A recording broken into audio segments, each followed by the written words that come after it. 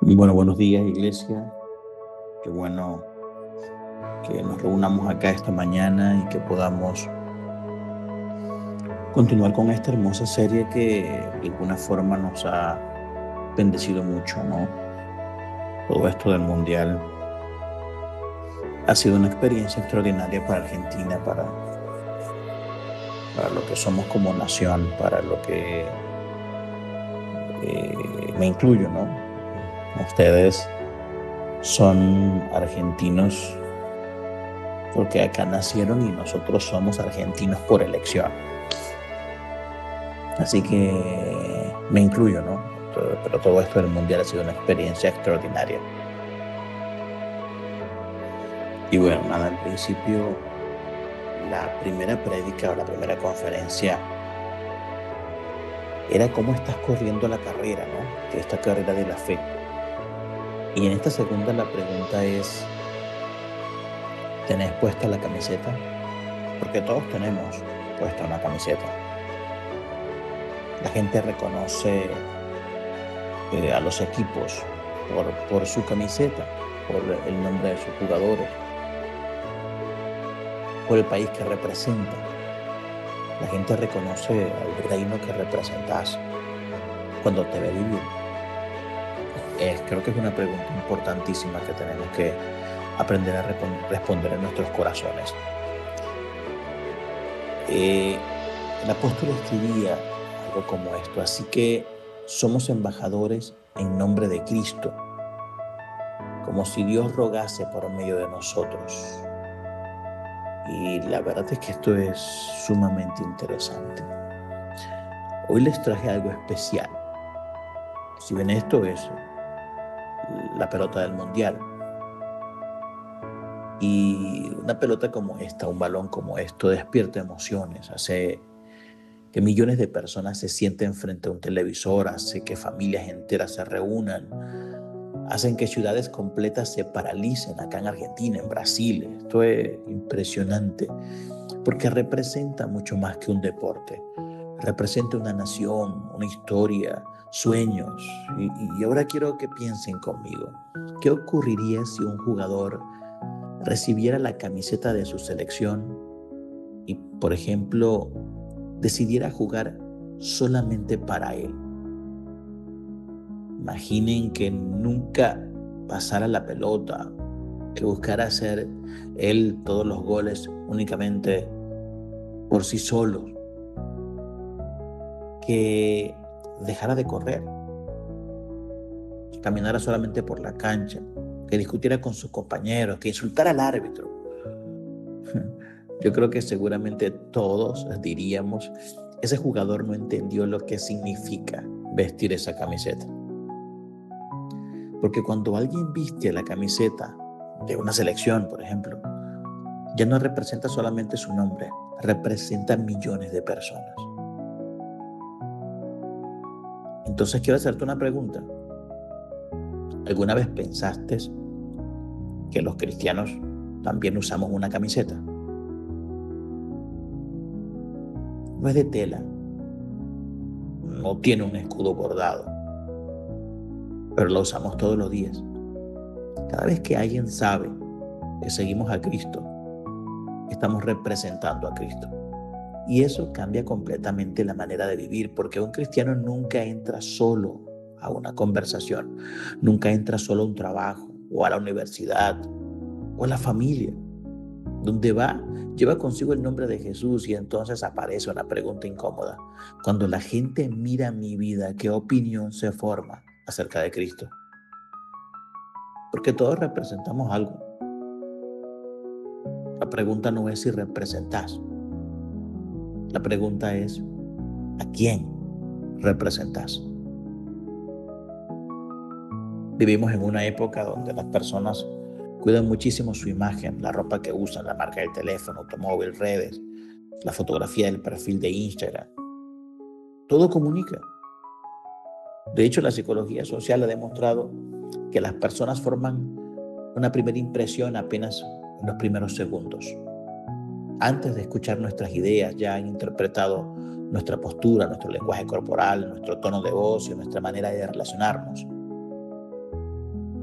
es como que si siempre estuviésemos comunicando algo, aunque no digamos una sola palabra. Y eso no es bueno. La Biblia ya lo enseñaba hace 2000 años. Pablo escribe a la iglesia de Corinto y dice, somos embajadores de Cristo. No dice que algún día lo seremos, no dice que lo son únicamente los pastores o los líderes de una iglesia. No dice que solamente representan a Cristo quienes predican desde una plataforma. Dice, somos. En tiempo presente nos incluye a todos. Un embajador es una persona que vive en otro país, pero representa oficialmente a su nación. No habla en nombre propio, habla en nombre del rey que lo envió. No define sus propios intereses, defiende los intereses del reino que representa. Por eso Pablo está diciendo algo enorme, grandísimo, trascendental. Ustedes viven en este mundo, pero representan otro reino. Y entonces todo cambia. Porque ya no trabajo solamente para ganar un sueldo, represento a Cristo. Ya no trato bien a las personas solamente porque tengo buenos modales, yo represento a Cristo. Ya no perdono únicamente porque soy una buena persona, yo represento a Cristo. Ya no amo solamente porque me nace, yo represento a Cristo. Cada decisión, cada palabra, cada reacción está diciendo algo acerca del Rey al que pertenecemos. Está diciendo algo acerca del reino que pertenecemos. Y eso nos lleva a un primer principio, y quiero que se queden conmigo aquí. Porque la primera predicación hablaba de entrenamiento y vamos a hablar de la representación. Porque antes de abrir la boca, nuestra vida ya está predicando. Y la pastora Mirna hizo énfasis en muchas cosas que, por lo menos a mí en particular, me llevaron a meditar muchísimo. Porque que tú esta mañana te lleves en tu corazón que tu camiseta habla antes que tu boca es preponderante. Hay una frase que escuché hace muchos años y nunca olvidé: tu vida es el primer sermón que la gente escucha. Y creo que tiene razón, porque las personas olvidan muchas conversaciones, pero rara vez olvidan cómo las hiciste sentir. Todos conocemos personas que hablan poco, pero que su manera de vivir inspiran profundamente. ¿Por qué? Porque la coherencia tiene una fuerza que ningún discurso puede reemplazar. Jesús fue el ejemplo perfecto. Antes de enseñar sobre amor, amó. Antes de hablar del perdón, perdonó. Antes de pedir humildad, lavó pies. Su mensaje y su vida eran inseparables, y esa es la invitación para nosotros. Sé que no es fácil, pero tampoco imposible. No basta con decir que somos cristianos. La pregunta es si nuestras acciones respaldan esa declaración. Pensemos en la vida cotidiana. Mira, a veces yo le digo a la gente que no diga que es evangélica, que no diga que es cristiana. Yo le digo, cállate. ¿Cuántas veces hemos visto estos automóviles con las calcomanías del pececito, con una calcomanía que dice Cristo te ama, y se comen la luz, se pasan por alto la luz de los semáforos, no respetan las señalizaciones, andan a alta velocidad donde no deberían ir en alta velocidad? O personas que tienen una camiseta que dice algún mensaje cristiano pero insultan. ¿Sabe? A veces no es tan bueno andar diciendo que somos cristianos, pero sí es muy bueno, en definitiva, evidenciar que lo somos. ¿Cómo tratas al mozo cuando se equivoca con tu pedido? ¿Cómo reaccionás cuando alguien te contradice? ¿Cómo hablas de un compañero de trabajo cuando no está presente? ¿Cómo manejas tus negocios? ¿Cómo respondes cuando nadie te está mirando? En esos momentos, mire, la camiseta habla. Que cualquiera puede cantar un himno en una iglesia, levantar las manos, hasta diezmar y ofrendar. Pero el verdadero testimonio comienza el lunes por la mañana o el domingo en la iglesia. Hay algo que la neurociencia ha demostrado, y es que las personas aprenden mucho más por la observación que por la instrucción. Nuestro cerebro posee mecanismos. Mire, cuando las neuronas espejos empiezan a funcionar, ellas son las que facilitan la imitación de las conductas que vemos en otros. Por eso, el ejemplo tiene un poder transformador enorme. Eso significa, Iglesia Bella, que muchas personas aprenden más de cómo vivís que de lo que alguna vez le dijiste. Y eso debe llevarnos a una reflexión seria y profunda, no para vivir bajo la presión de aparentar perfección. Saben que no somos de esos, sino para vivir con la responsabilidad de reflejar a Cristo. Porque un embajador puede cometer errores, pero nunca deja de representar el país que lo envió. Y nosotros tampoco. Mire, escribe esto, mira, a los que están tomando nota. La gente puede discutir tu teología, pero le resulta mucho más difícil discutir una vida transformada. Ahora bien, aquí quiero pasar al punto 2 porque hay otro problema. No alcanza con tener la camiseta puesta. También hay que entrar a jugar, porque una camiseta impecable puede esconder una vida completamente pasiva y de eso hablaremos en este segundo punto. El banco de suplentes está lleno de talento desperdiciado. Quiero que imagines un poco la final del Mundial. El estadio está lleno. Las cámaras apuntan al campo de juego. Millones de personas están mirando y de pronto enfocan el banco de suplentes. Allí hay jugadores extraordinarios, con talento, con preparación, capacidad, con años de entrenamiento. Pero hay un detalle. Siguen sentados. No porque no tengan condiciones, sino porque nunca entraron en la cancha.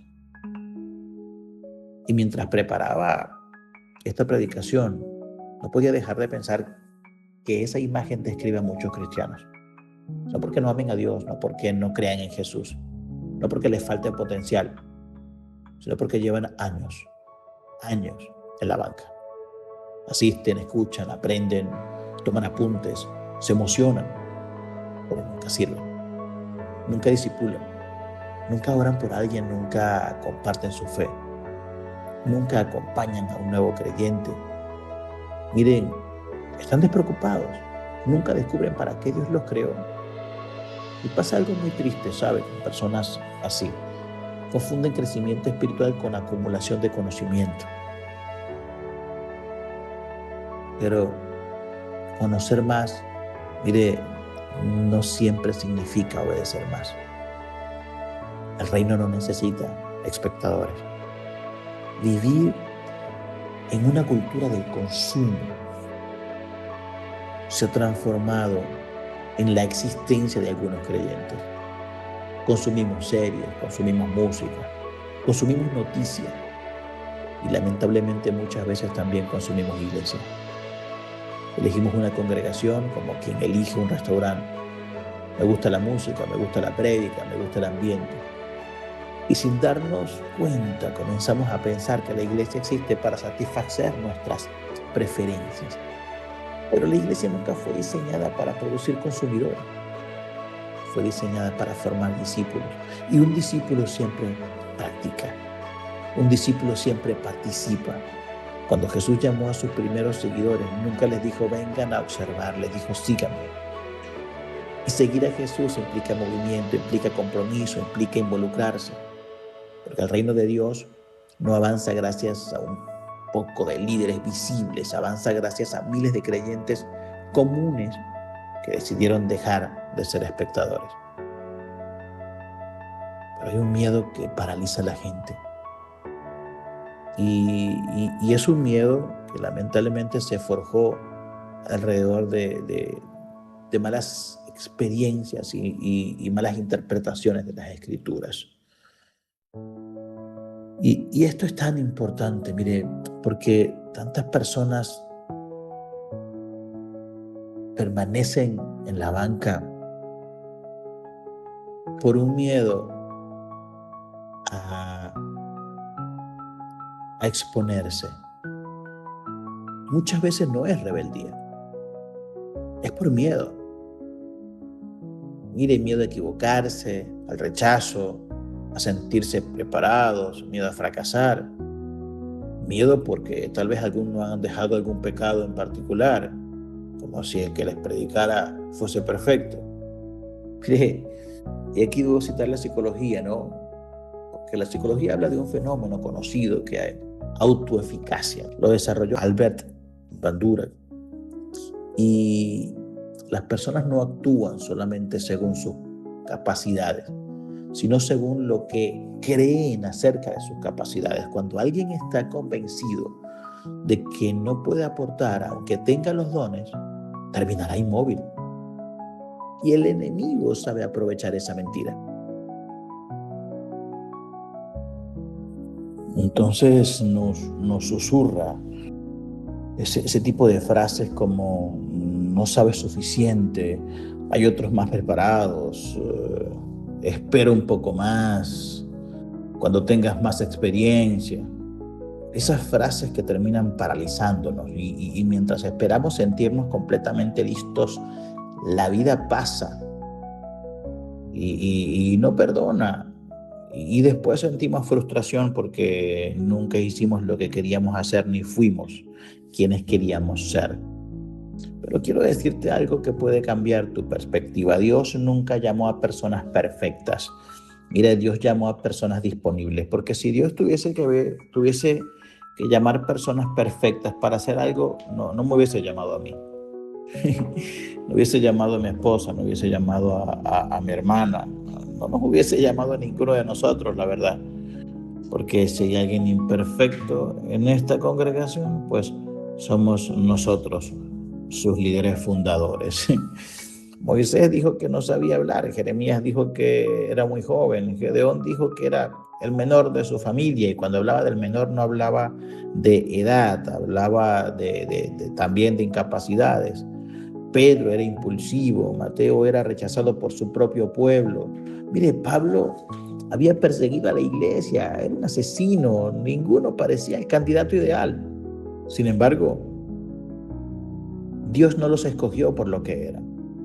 Dios los escogió por lo que Él podía hacer en ellos. La banca es para descansar, no para vivir. En un partido, la banca de suplentes cumple una función importante. Claro que sí. El jugador se recupera, recibe instrucciones, es alentado por el entrenador, pero nadie espera pasar todo el campeonato sentado. La banca es un lugar de preparación, no es un lugar de residencia.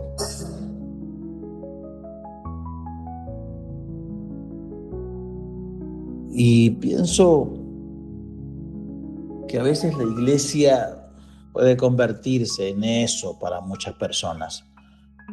Años escuchando, años aprendiendo, esperando el momento perfecto. Pero ese momento perfecto nunca llega, porque Dios suele llamar mientras todavía estamos aprendiendo, no después cuando ya hayas alcanzado una perfección. No te creas esa mentira. Y permíteme hacerte una pregunta tal vez personal. No me la contestes. Si mañana, no la contestes acá, contéstatela para ti mismo. Si mañana desaparecieras de tu iglesia, si mañana decides no regresar más a One More, ¿qué ministerio sentiría tu ausencia? ¿Quién dejaría de recibir tu servicio? ¿Qué persona dejaría de ser acompañada? ¿Qué necesidad quedaría sin atender? Y no te hago esta pregunta para producir culpa. Te la hago precisamente fue porque Dios no diseñó a ninguno de sus hijos para vivir como un espectador. Cada creyente tiene un lugar en el cuerpo de Cristo. Tiene un don, tiene una misión. Y cuando decide no participar, la iglesia pierde algo que nadie más puede reemplazar de la misma manera. Pienso en aquella historia, no sé si alguna vez se la conté, de un anciano que caminaba por una playa llena de estrellas de mar. Y había en la arena un montón de estrellas de distintos colores, de estrellitas de mar, ¿no? ¿Saben? Y él agarraba una a una y las devolvía al océano. Las devolvía. Y alguien le preguntó, ¿de qué sirve? Hay miles. El anciano tomó otra estrella y la lanzó al agua y respondió, para esta sirvió lo que hago. Para uno más. One more. Uno más. Así funciona el reino. Quizás nunca hables delante de miles de personas, pero mire, tal vez una conversación cambie la vida de alguien. Una visita, una oración, un abrazo, una mesa compartida de estas que hacemos en Más Allá del Éxito, cambia tu mundo. Habilidades blandas. Mira, nunca subestimes lo que Dios puede hacer con una persona disponible. Dios no te dio una camiseta para que la enmarques, te la dio para que la transpires, para que la sudes en la cancha. Mire, ningún jugador gana un campeonato solo. Por más brillante que sea Messi, Mbappé, Yamín, Cristiano Ronaldo, por más talentoso que parezca, los grandes equipos tienen una característica que va mucho más allá del talento de alguien. Aprendieron a jugar juntos. Y esa es una lección que la iglesia necesita recordar con urgencia. Porque las estrellas pueden ganar un partido, pero los equipos son los únicos que ganan campeonatos. Los equipos ganadores juegan juntos. Y hay algo que el deporte enseña con una claridad extraordinaria. Podés tener el mejor delantero del mundo, el mejor arquero. Podés tener el mejor mediocampista, las figuras impresionantes. Podés tener a Messi. Podés tener a quien sea. Pero si cada uno juega por sí mismo, el equipo pierde. La historia del deporte lo confirma. Está llena de equipos con enormes talentos individuales que nunca lograron conquistar un campeonato. ¿Saben por qué? Porque el talento puede ganar un partido, pero la unidad es la que gana temporadas. Y mientras escribía esto, ¿no? Pensaba, la iglesia debe ser el mejor ejemplo de eso. Sin embargo, muchas veces ocurre lo contrario. Nos dividimos por tonterías, por diferencias, por estilos, por formas, por gustos, por pequeños desacuerdos y olvidamos que todos llevamos la misma camiseta. La iglesia nunca fue diseñada para producir celebridades, nunca fue diseñada para construir la marca personal de alguien. Vivimos en una época donde todo gira alrededor de la imagen personal de alguien en particular. Seguidores, likes, visualizaciones, reconocimiento. Parece que el éxito consiste en que todos sepan quién sos y se olviden de Jesús. Pero cuando uno abre los evangelios, descubre algo completamente distinto. Jesús nunca formó celebridades, formó discípulos. Y un discípulo entiende algo fundamental. El reino de Dios siempre es más importante que el protagonismo, que mi protagonismo. Mire, cuando los discípulos discutían sobre quién era el más importante, Jesús no los felicitó. No los felicitó en nada por tener tanta ambición. Les enseñó que el reino de Dios era de otra manera y que el liderazgo se expresa sirviendo. Mientras la calle pregunta quién es el primero, Jesús pregunta quién está dispuesto a servir. Ese cambio de mentalidad, de filosofía, transforma completamente la manera en la que deberíamos entender la iglesia. Usted no vino a ser servido, vino a servir. Un equipo necesita funciones diferentes. Piense por un momento en un equipo de fútbol. Sería absurdo que los 11 quisieran ser delanteros. ¿Quién defendería? ¿Quién recuperaría la pelota? ¿Quién organiza el juego? Cada posición tiene una función distinta, ¿verdad? Y ninguno es menos importante que otro. Lo mismo sucede en el cuerpo de Cristo. Y Pablo desarrolla esta idea en otra de sus cartas cuando compara a la iglesia con un cuerpo humano. El ojo no puede decirle a la mano no te necesito, ni la mano decirle al pie vos no haces falta. Porque el cuerpo funciona precisamente gracias a la diversidad de funciones. Eso significa que el problema no es que seamos diferentes, el problema aparece cuando dejamos de valorar lo que el otro aporta. Por eso es que el enemigo tiene una estrategia que nos está carcomiendo. Mire, quiero decirte algo que aprendí después de muchos traspiés, de años de trabajar con personas. El enemigo rara vez destruye una iglesia desde afuera. Y mientras intentábamos cerrar nuestras puertas para que las mundanalidades, como decíamos, no entraran, nos estábamos comiendo desde adentro. Generalmente el enemigo, o siempre desde la fundación de la iglesia, ha intentado debilitarla desde adentro. ¿Sabe cómo? Sembrando orgullo, competencia, celos, comparaciones, suspicacia, malas interpretaciones, vistas negativas de los errores de los líderes, de los errores de los miembros, porque sabe que una iglesia dividida pierde fuerza para cumplir su misión. De hecho, la psicología organizacional confirma algo muy interesante. Los equipos de alto rendimiento no son aquellos donde todos piensan igual. Son aquellos donde existe confianza suficiente para pensar distinto sin dejar de trabajar por un mismo objetivo. Eso también debería describir a nuestra iglesia. No puedo hablar por las demás, pero me gustaría que eso nos describiera como comunidad. No necesitamos uniformidad, necesitamos unidad. La uniformidad obliga a todos a ser iguales. La unidad permite que personas diferentes caminen en la misma dirección. Imaginen una orquesta, no sé, Eliezer nos puede dar referencia de esto, ¿no?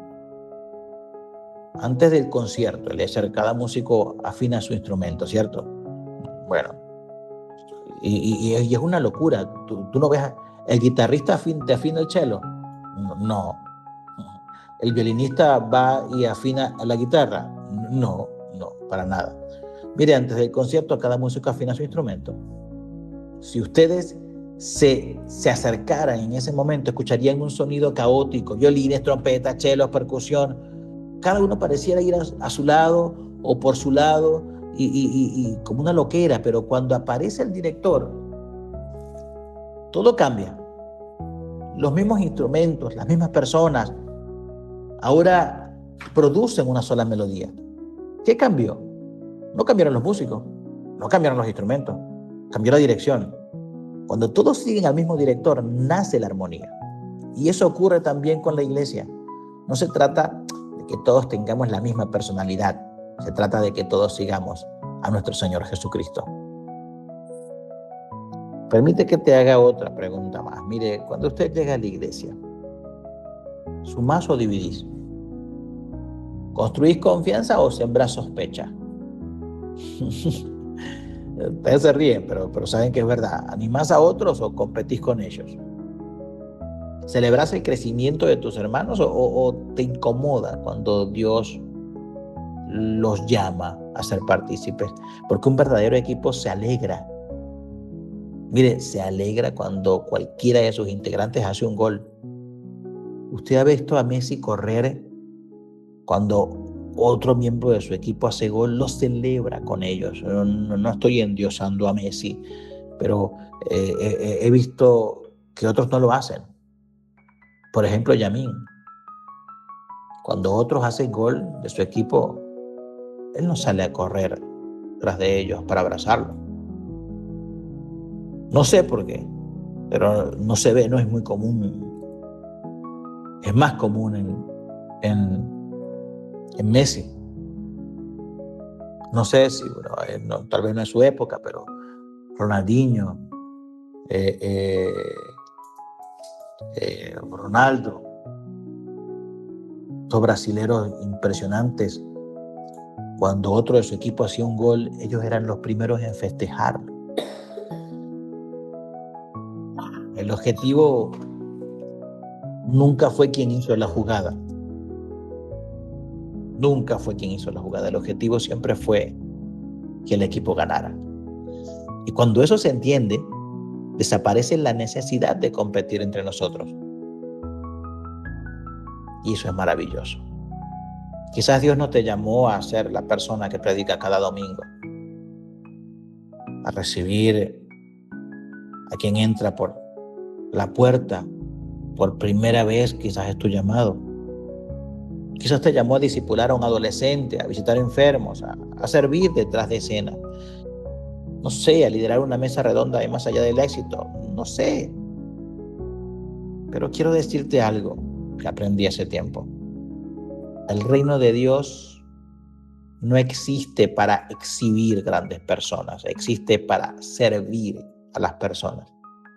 En el reino de Dios no existen ministerios pequeños, existen personas fieles en diferentes responsabilidades.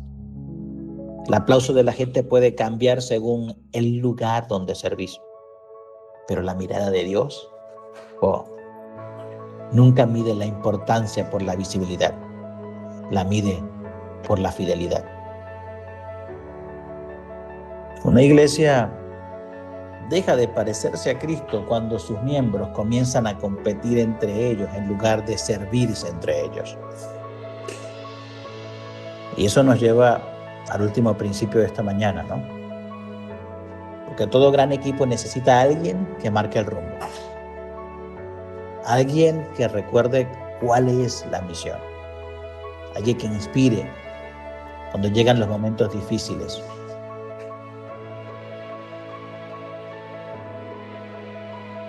Alguien como el capitán.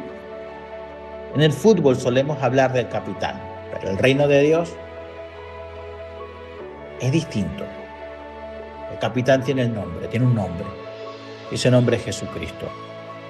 Las estrellas ganan partidos, los equipos ganan campeonatos. En el reino de Dios nadie levanta la copa solo. La gloria siempre pertenece a Cristo y la victoria siempre se celebra en comunidad. Mire, el capitán siempre marca el rumbo.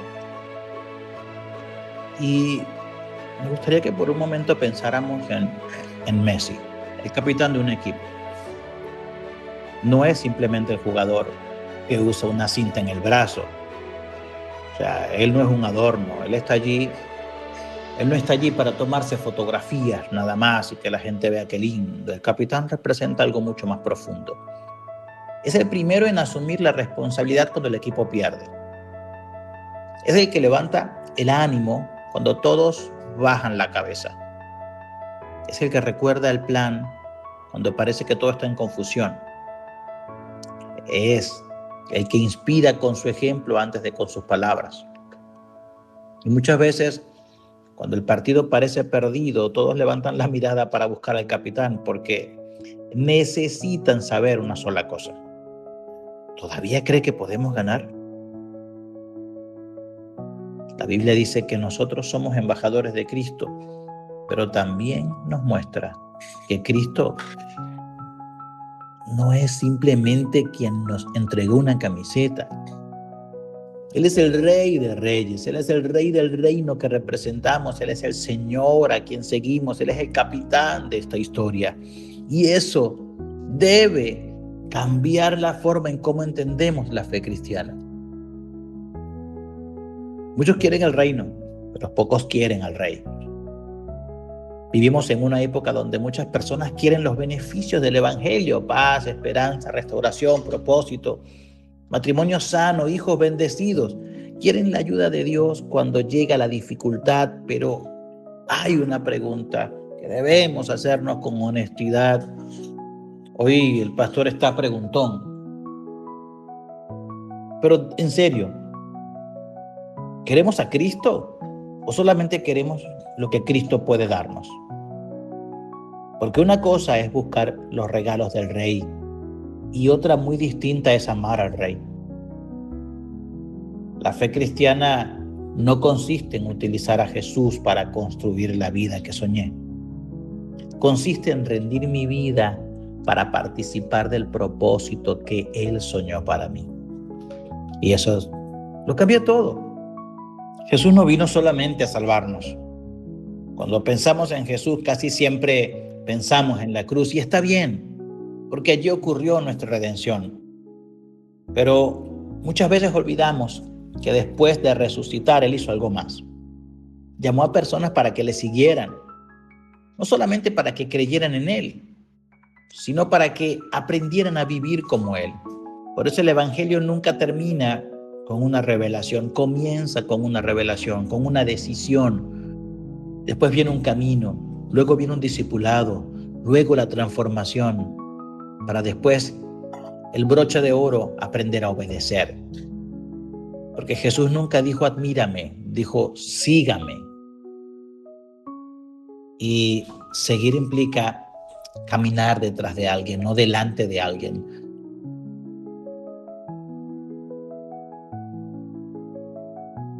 Por eso somos embajadores. Y mire, hágase esta pregunta: ¿qué hace un embajador? Volvamos un momento al texto de Pablo. Somos embajadores de Cristo. Imaginen a un embajador argentino llegar a otro país y comenzar a representar intereses completamente distintos a los de Argentina. ¿Qué ocurriría? Simplemente dejaría de cumplir su función. Así de sencillo, porque un embajador no representa su opinión, representa la voluntad de quien lo envió. Entonces aparece una pregunta que puede ser incómoda, ¿no? Cuando las personas observan mis decisiones, ¿están viendo más de Cristo o más de mi ego? Cuando me escuchan hablar, ¿escuchan más el corazón de Jesús o solamente mis opiniones? Porque representar a Cristo significa que cada día mi carácter debe parecerse un poco más al suyo. Y eso es un proceso que va a durar toda la vida. Por eso no quiero que tomen esta conferencia como un juicio, tómenlo más como una directriz. La mayor diferencia entre Jesús y cualquier capitán es que, bueno, uno es eterno y el otro es pasajero. No, estoy jugando. Hay algo que distingue a Jesús de cualquier líder humano. Todos los capitanes piden sacrificio, pero Jesús fue el primero en sacrificarse. De hecho, todos los líderes esperan que alguien entregue algo. Jesús entregó primero su vida. Y aquí está la esencia del Evangelio. Mientras muchos piden, nosotros enseñamos cultura de dar. Antes de pedirnos que lo siguiéramos, Él fue a la cruz por nosotros. Antes de hablarnos de obediencia, nos mostró su amor. Ese sí es un capitán. Antes de llamarnos a servir, Él se arrodilló para lavar los pies de sus discípulos. Ese es nuestro capitán. Uno que nunca exige desde la comodidad. Hoy hay muchos exigiendo desde la comodidad. Jesús no. Siempre lidera desde el ejemplo. Y por eso merece ser seguido, no por obligación, sino por amor. Hay una última imagen que quiero que se lleven esta mañana. Un jugador viste una camiseta para representar a su nación. Jesús vistió una corona. Pero no era una corona de oro, era una corona de espinas. Mientras los soldados se burlaban de él, pensaban que estaban humillando al falso rey. Sin saberlo, estaban contemplando al rey verdadero. El rey que decidió soportar el dolor para abrirnos el camino de regreso al Padre. Y gracias a esa corona de espinas, hoy nosotros podemos vestir la camiseta del reino. No porque hayamos ganado, sino porque Él conquistó esto para nosotros. Y discúlpeme si me emociono, pero a veces no puedo contener las lágrimas cuando pienso en esa imagen. Porque entonces la pregunta ya no es solamente estoy usando la camiseta o estoy usando bien la camiseta. La verdadera pregunta es, ¿estoy siguiendo realmente al capitán? Porque una persona puede asistir a la iglesia durante años y nunca seguir verdaderamente a Cristo. Puede conocer versículos bíblicos a montones, cantar canciones, sí, participar en reuniones, pero seguir a Jesús implica algo mucho más profundo. Implica rendirle el gobierno de nuestra vida. Que Él decida, que Él dirija, que Él marque el rumbo. Y quiero terminar llevándolos nuevamente a la imagen con la que comenzamos. Aquí está la pelota del mundial. Millones de personas soñarán con levantar un trofeo. Y dentro de algunos días, este campeonato habrá terminado. Las camisetas cambiarán. Los campeones cambiarán. Las noticias cambiarán. Porque así funciona esto. Todo pasa. Pero hay una camiseta que nunca pierde valor y es la del reino de Dios. No está hecha de tela, está tejida con gracia, con misericordia, con perdón, con propósito. Y un día estaremos delante del Rey. No para explicarle cuántos partidos vimos, sino cómo vivimos el partido que Él nos confió. Quiero pedirles que cierren sus ojos por un momento. O lo que intento hacer con todas estas preguntas es que alcancemos un nivel de reflexión, ¿no? Que nos pueda llevar a una comunión más estrecha con Jesús. Cuando las personas miran tu vida, miran mi vida, reconocen al reino que represento, hay coherencia entre la camiseta que llevo y la manera en que vivo. ¿Estoy jugando el partido que Dios me llamó a jugar o sigo sentado en la banca esperando un momento que nunca llegará? ¿Estoy construyendo equipo o estoy buscando protagonismo? ¿Estoy construyendo equipo o estoy esperando que todos alimenten mi patología de patito feo? ¿Estoy siguiendo verdaderamente a Jesús o solamente disfrutando de algunos beneficios de la fe?